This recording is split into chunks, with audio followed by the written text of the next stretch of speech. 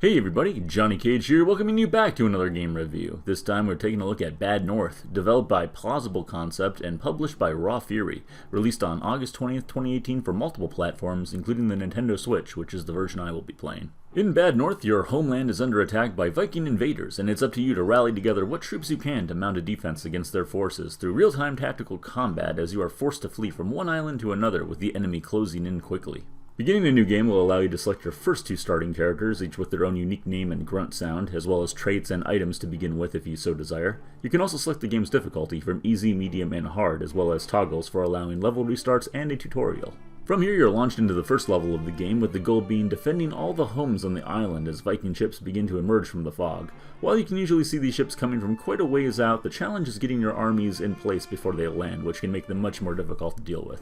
As with any real-time strategy game, there isn't a way to pause the game while still being able to move your troops around, so getting everyone in a good defensive position before an enemy ship even shows itself is key to success. Once you've finished off the final wave of enemies, which thankfully is announced, you will receive money based on the size of the homes you were able to protect, ranging from 1 to 3 coins for each. With the battle behind us, we get our first look at the overworld in the form of a map with branching paths to the 80 islands that are available for you to sail to during the campaign. Each island will display the enemy troops you will encounter on any particular island, with rewards such as question marks for new starting items and banners for new recruits being featured below the island. Unfortunately, there won't be time to visit every island, at least not in the same playthrough, as the Viking fleet is approaching from behind and will occasionally block you from being able to discover what every location has to offer. As you progress and start to gain more money from your victories, you will have the option of upgrading your army. Each character starts out as a lowly generic fighter, but can become one of 3 classes available, those being the melee infantry, ranged archer, or defensive pikeman. The choice is yours, but certainly having a well-rounded team will provide you with an answer to just about any situation you could run into. And the customizing doesn't end there, as you will be able to upgrade not only the class itself, but also items that you pick up along the way, and provide your unit classes with specific powers that they'll be able to utilize in combat. And you're going to want to make sure you're as prepared as possible when it comes to the later encounters in this game, as it does include permadeath, and can be especially taxing to lose a character towards the end when you have invested a fair bit of money in them. The good news is that while there is no health bar in the game, you can keep an eye on how strong a unit is based on how many little guys they have standing around, and should a unit ever take some serious losses, you can always replenish them in one of the houses available on each island. Just be aware that this will take a hot moment, so activating this while the fighting has died down is your best bet. And if things ever get too out of control, you do have the option of fleeing via one of the enemy ships on shore, which you may want to do if you have disabled level restarts and want to play as hardcore as possible. Progressing through the game will see your ranks grow and allow for you to take up to 4 characters into any given level, with them becoming exhausted afterwards, though your turn doesn't necessarily have to end there. If you do have more guys available, you can try to embark on a new island with less than a full roster if you feel comfortable with it.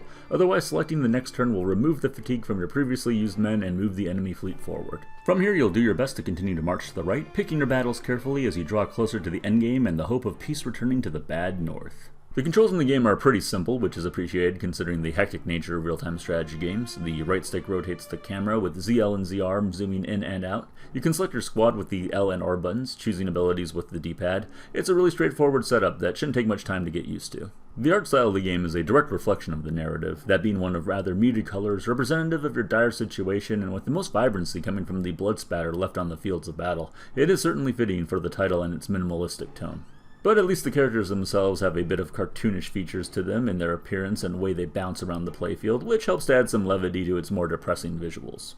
The soundtrack follows suit with its rather subdued instrumentals at times, but for the most part relies on the sound effects of battle adding to the tension of your situation. You do, however, get a bit of an uplifting melody once victory is declared to help you breathe easy for a moment. Bad North plays 1 player and costs $15 American with a file size of 406 megabytes and offers a rather refreshing experience for the RTS genre. A lot of people my age will remember growing up with real-time strategy titles such as Command & Conquer or old school Warcraft and getting together for all-night LAN parties with questionable internet connections. Nowadays those games have more or less evolved into MOBAs such as League of Legends or Dota 2 and sort of left this genre behind, but then here it comes storming back, and on console no less. It feels very appropriate to be reviewing this on the Switch, since it's probably best suited for gaming when you're out and about, with each level only lasting around 8 minutes or less, making it a great title to load up when you have a quick wait, or you could just try to beat it in a single day, as it should only take about 10 hours to complete the whole thing, offering replayability in the items you collect and builds of each character. One nitpick I had with combat was using items, as I found timing the use of them to be a little tough to get down, and given friendly fire is on in most cases, you want to be as careful as possible about allies being nearby when executing one.